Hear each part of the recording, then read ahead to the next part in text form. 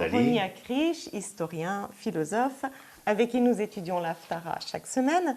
Et nous avons cette semaine l'Haftara Zachor, qui est très connue puisqu'il s'agit de cette Haftara dure qui exige la destruction totale d'Amalek. Qui est Amalek? Toujours lu avant Pourim. Toujours lu, exactement, avant Pourim. Cette Haftara se nomme donc Zachor, souviens-toi. Et c'est aussi la semaine où on lit le passage dans la Torah qui nous rappelle le devoir que nous avons d'effacer le souvenir d'Amalek de sous le ciel. C'est-à-dire, pas seulement Amalek, mais son souvenir. C'est bizarre parce que d'un autre côté, on doit se souvenir d'Amalek. Mais en même temps, effacer son souvenir. Enfin, il faudra peut-être que tu me dises ce que tu penses de ça. Donc, nous avons cette Haftara qui, je passe directement au 3e verset. Non, on va commencer par le 2e. Ainsi parle l'Éternel Tsevaot, je me souviens de tout ce qu'Amalek a fait à Israël. Donc, on voit là que l'Éternel se souvient, c'est-à-dire a conscience de ce qu'Israël a souffert de par Amalek et ne le laisse pas passer. La guerre qu'il a portée contre lui, donc la guerre qu'Amalek a portée contre Israël, quand il était encore en route après être sorti de Misraïm. Alors là, ça semble être très important ce point-là.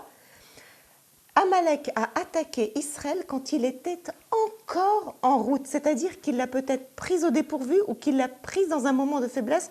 Que signifie exactement? Pourquoi est-ce si grave d'avoir attaqué Israël au moment où il était encore en route vers sa libération, puisqu'il s'agit de la sortie d'Égypte? On va répondre d'abord à ta première question. Il y a un décret d'extermination de Amalek, hommes, femmes, enfants. Ah oui.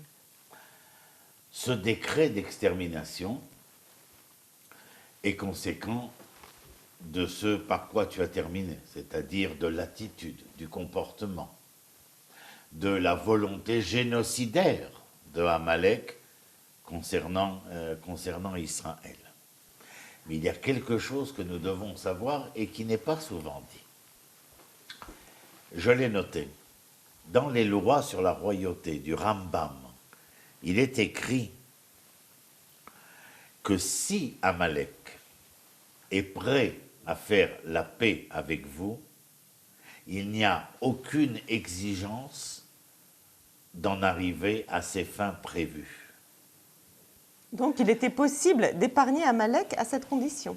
Si Amalek est prêt à faire la paix avec vous, paix proposée, maintenant, entre parenthèses, je te rappelle que toutes les guerres offensives d'Israël ne se font qu'après avoir proposé. Lors de la conquête d'Israël, Josué enverra 3 missives. Voulez-vous accepter de rester des résidents sous la loi d'Israël? Sinon, est-ce que vous acceptez de quitter cette terre que nous allons occuper? Ou bien, voulez-vous la guerre? Donc, il est clair qu'il y a, là aussi, nous dit Rambam, pour ceux que ça intéresse, c'est sur les lois royales, chapitre 6, la proposition que nous faisons à Amalek de la paix.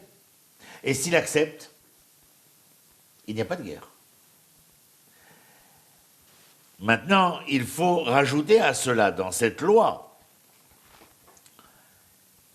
qu'il reste de toute manière, même si nous le proposons, à avoir conscience qu'il est plus difficile de changer la mentalité nationale que la mentalité de l'individu.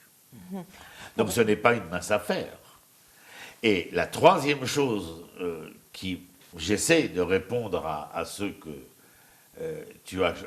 avec quoi tu as choisi de m'interpeller, Amalek a agressé les faibles. C'est-à-dire que lorsqu'Israël sort d'Égypte, il y a ceux qui vont de l'avant, derrière Moshe, qui sont les fers de lance. Et il y en a beaucoup qui marchent à un pas moins cadencé, mais avec un pas hésitant. Pour quelle raison? Parce qu'ils ne savent pas si ce que leur propose Moshe est véritablement un avenir, ou bien ce qu'ils ont laissé derrière était quelque chose qu'ils connaissaient. Et donc ils sont dans le doute. Pour faire plaisir à ton tympan, je te dirais que le doute en hébreu a la même valeur numérique que le mot Amalek en hébreu. Amalek, ce n'est pas simplement la force. Ce peuple génocidaire, c'est aussi le doute qui est à même de pouvoir détruire. Donc, lorsque l'Éternel dit « vous devez les exterminer, hommes, femmes et enfants », plus que ça, parce que là, je vais quand même lire ce passage parce qu'il est vraiment terrible. Je crois qu'on n'a rien de tel à aucun moment, ni dans la Torah, ni dans l'Haftara.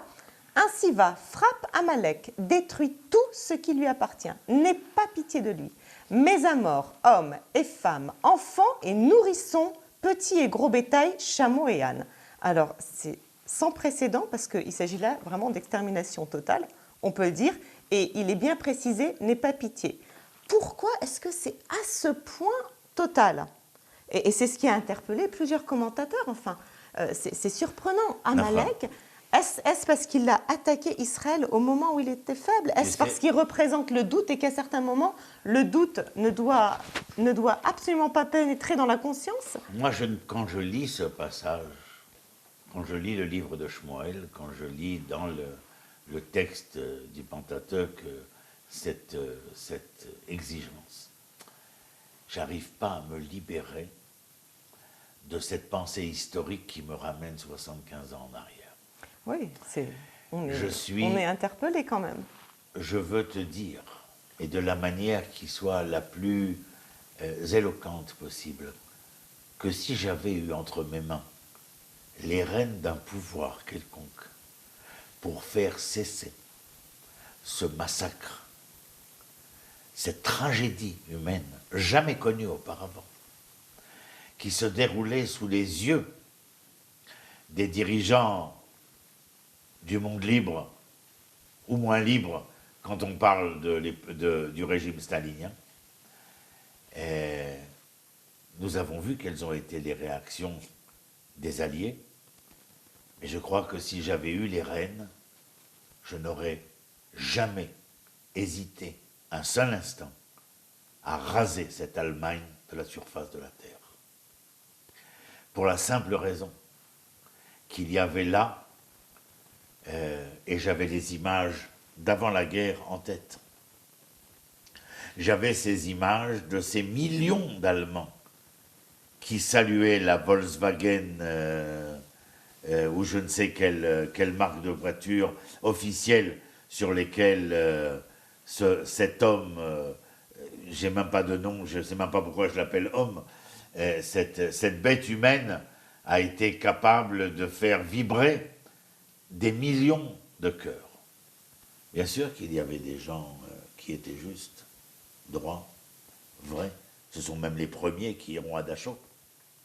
Mais il est clair qu'au moment où l'on décide de bombarder Dresde, on n'a pas été demandé qui était juste, qui était injuste. Et lorsqu'il a fallu en terminer, il ne s'agissait pas de vaincre l'Allemagne. Il s'agissait de mettre à bas l'Allemagne. Oui, c'est ce qu'on voit en fait dans cet Haftarah, c'est que la miséricorde, qui est toujours présentée comme une très grande vertu, dans certains cas très précis, n'en est pas une. Et ici, mais n'oublie pas, c'est une faute. Je m'excuse de te couper, de te rappeler la loi numéro 6 des lois sur la royauté exposée par le Rambam. Qui est ?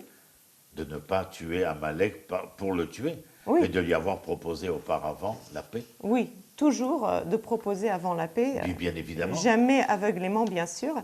L'Iran d'aujourd'hui, s'il se proposait à concrétiser ce qu'il déclare et déclame haut et fort du haut des tribunes des ayatollahs, est-ce que tu te poserais la question de savoir où faire exploser les bombes ou les missiles qui seraient les nôtres pour réagir à l'agression iranienne ?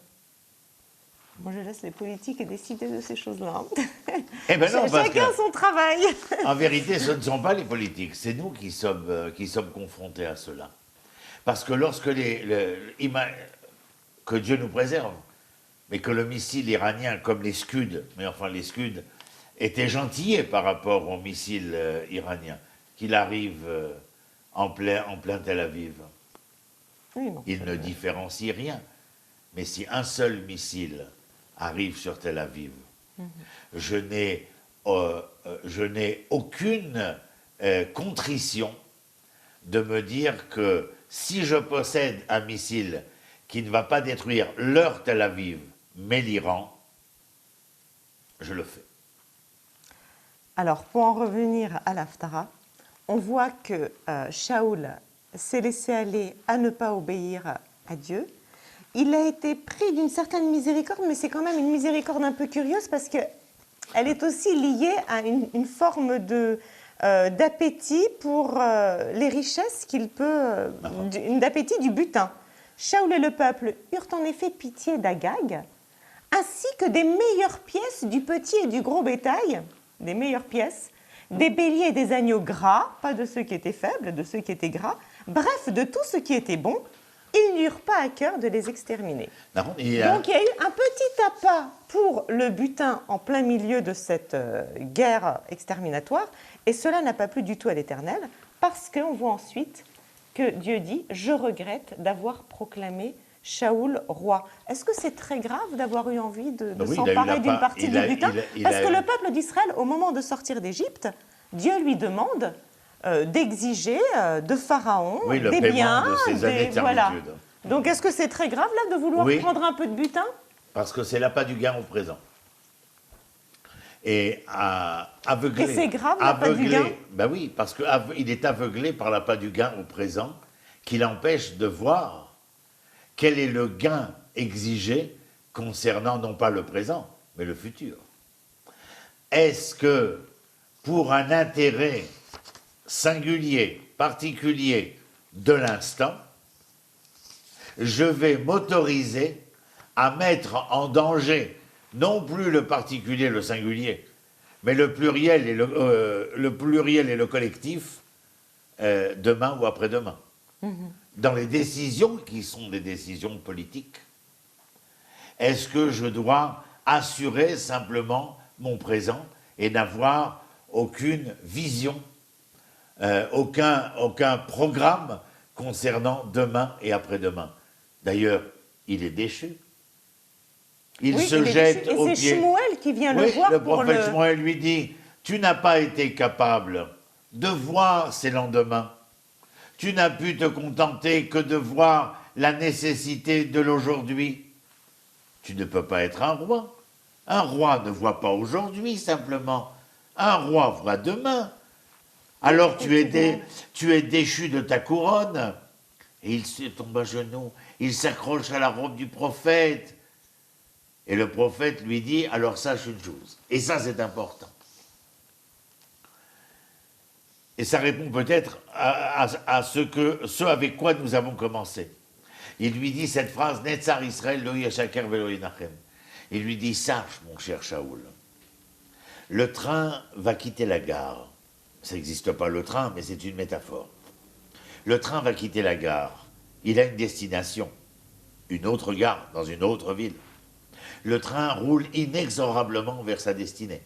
Certains monteront au départ et quitteront le train en chemin. Certains monteront en chemin pour rejoindre la destination. Certains ne monteront jamais. Certains y monteront et y resteront jusqu'au bout. Mais peu importe ce que feront ceux qui montent ou descendent, le train roule inexorablement vers sa destinée. Netzar Israël, lo yeshaker lo enachem. L'éternité d'Israël ne se démentira pas.